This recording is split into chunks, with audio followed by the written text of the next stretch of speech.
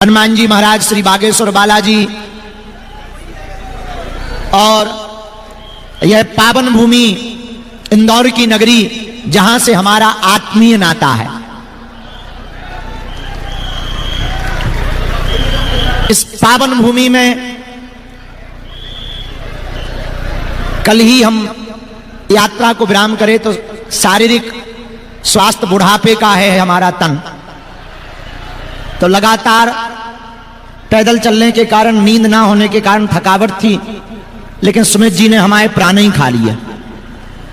जबरदस्ती पीछे पड़ के दोपहर तक हमारी मना थी कि हमको आ नहीं पाना, क्योंकि हमसे बिना पूछे तुमने हाँ कहे, फोटो हमारी लगा दी तो हम नाराज हैं। लेकिन जब नहीं माने, इंदौर का पागलपन हमें वैसे ही खींच लाता है। आपका स्नेह, एकत्व, अपनत्व, धन्य है इंदौर।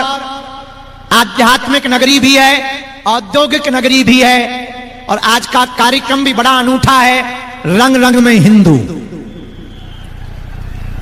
इस आज के दिवस पर विराजमान मंच के अगल बगल में सभी प्रतिष्ठित संत, महंत, आचार्य, श्रीनाथ जी वाले भी, पूज्य महाराज श्री जी, सभी संतों के चरणों में हम नाक रगड़कर दंडवत प्रणाम करते हैं। सभी वर्गों के लोग, हर समाज के लोग और औद्योगिक क्षेत्र के लोग हिंदुओं की एकता में सबसे बड़ा योगदान देने के लिए, व्यापारिक और आर्थिक रूप से मजबूत करने के लिए इस मेला के महोत्सव को रखा गया है, जिसमें यहाँ के सभी प्रसिद्ध लोग और हाँ, मध्य प्रदेश के सबसे अमीर आदमी भी बैठे हैं। तो हम जैसे ही अंदर आए तुरंत हमें दिख गए, अरे हम पहचान गए, उनका यही वही है जो सबसे अमीर है। तो आज के इस उत्सव में अस्वस्थता तो है, हमें वापस भी जाना है, पर एक दो बातें हम आपसे करने के लिए आए। हिंदुओं, एक बात तुम बहुत पते की सुन लो, हम इस केंद्र धरा के बिंदु हैं, हम हिंदू हैं, हम हिंदू हैं। हम राम कृष्ण के बिंदु हैं, पर हम हिंदू हैं, हम हिंदू हैं। और हिंदू का मतलब कोई वर्ग नहीं, कोई मजहब नहीं, केवल धर्म नहीं। हिंदू का मतलब पूरी दुनिया के जितने लोग हैं उनको सिखाने के लिए एक जीवन शैली का नाम ही हिंदू है। हिंदू का मतलब हिंद महासागर के पास रहने वाले जितने लोग हैं वो सब हिंदू हैं। हम भारत में रहते, यहां रहने वाला मुसलमान भी हिंदू है और ईसाई भी हिंदू है। वो बात अलग है कि वो अपने आप को भूल गए, क्योंकि हिंदुस्तान के नजदीक तो हिंदू ही रहते हैं। मुसलमान तो अरब और इराक में मिलेंगे, यहां तो रहने वाले मुसलमान भी उनके दादा के परदादा के दादा श्यामलाल और रामलाल ही मिलेंगे। हम किसी मजहब के खिलाफ नहीं है। लोगों को लगता बाबा बड़ा विस्फोटक है, लोगों को लगता बाबा बवाल करता है। लोग एक अभी हमको पत्रकार मिले, बोले आप तो कट्टरपंथी विचारधारा के लगते हो। हमने कहा ठटरी के बारे, कट्टर का मतलब ये नहीं है न कटा, कट्टर का मतलब यह नहीं है कि हमें किसी पर हिंसा करनी है। कट्टर का मतलब यह है कि हमारी बहन बेटियों को लव जिहाद, हमारे मंदिरों को लैंड जिहाद के चक्कर में फंसाओगे तो हम सड़कों पर उतर करके तुम्हें जवाब देंगे। इसलिए रंग रंग में हिंदू के कार्यक्रम में आए हुए इंदौर के लोगों, इस देश में आज तक मुगलों ने और अंग्रेजों ने जो सबसे बड़ी कूटनीति रची थी, हिंदुओं को तोड़ने की, कमर को तोड़ने की, पैर को तोड़ने की, रीढ़ की हड्डी को तोड़ने की, वो काम किया था जातिवाद के नाम पर, छुआछूत के नाम पर, भेदभाव के नाम पर, ऊंच नीच के नाम पर। हमें लगा कि अगर कोई दलितों की आवाज कोई दलित उठाएगा तो बड़ी नहीं होगी।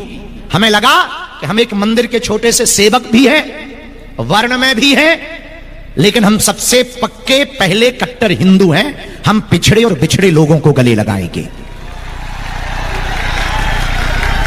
और मेरे भारत के हिंदुओं, अगर तुम्हें अपनी संस्कृति और सभ्यता को पुनः स्थापित करना है, इस देश को बांग्लादेश होने से बचाना है, तो हमें भेदभाव और जात पात से ऊपर उठ करके हिंदुओं को एक हर हाल में होना ही पड़ेगा। और आज एक नई बात लेकर के हम आए हैं। हम भूल गए तो हम कम हो गए, हम भेदभाव में बट गए तो हम कम हो गए। इंदौर के हिंदुओं, बहुत चिंतनीय विषय है। Suriname, Burma, Indonesia, Fiji, Mauritius, Nepal, एक बहुत पहले गीत चलता था फिल्मी दुनिया में, आपने शायद सुना हो, हम तो रेडियो वाले गांव के आदमी, हमारे पिताजी रेडियो चलाते थे तब सुन लेते थे। एक गाना बजता था, मेरे पिया गए रंगून किया है वहां से टेलीफोन। वो रंगून में भी हिंदू रहते थे, बर्मा में भी हिंदू रहते थे, आज इतने से बचे। पाकिस्तान जब आजाद हुआ था, भारत से बट करके अलग हुआ था टुकड़ा, 22% हिंदू थे, वर्तमान में 2% से भी कम बचे हुए। इंडोनेशिया में हिंदू थे, बचे ही नहीं है। और तो छोड़ो, नेपाल हिंदू राष्ट्र था, रहा ही नहीं। और यहां भी तुम 9 राज्य, त्रिपुरा, मेघालय, असम, केरल, मिजोरम, पश्चिम बंगाल, इन देशों में हिंदू अल्पसंख्यक हो रहे हैं। धीरे धीरे तुम्हारी बहन, तुम्हारी बेटी आशा से आसिया हो जाएगी, शुभम साहिल हो जाएगा, तब तुम्हें हमारी बात याद आएगी कि बाबा ठीक कह रहा था। इसलिए रंग रंग के कार्यक्रम में इस प्रदेश के हमारे प्रिय विनोद अग्रवाल जी, उनकी पूरी टीम, उनके साथी और सुमित जी जो हमें लेकर के आए, कहां भग गए? इन्हें ले आओ जी जबरदस्ती, हमें जो लेके आए इन्हें तो पहले ही मंच पर स्वागत फूलमाला से करवाओ। तो जो हमें लेके आए पूरे प्रबुद्ध जन बैठे हुए हैं, हमें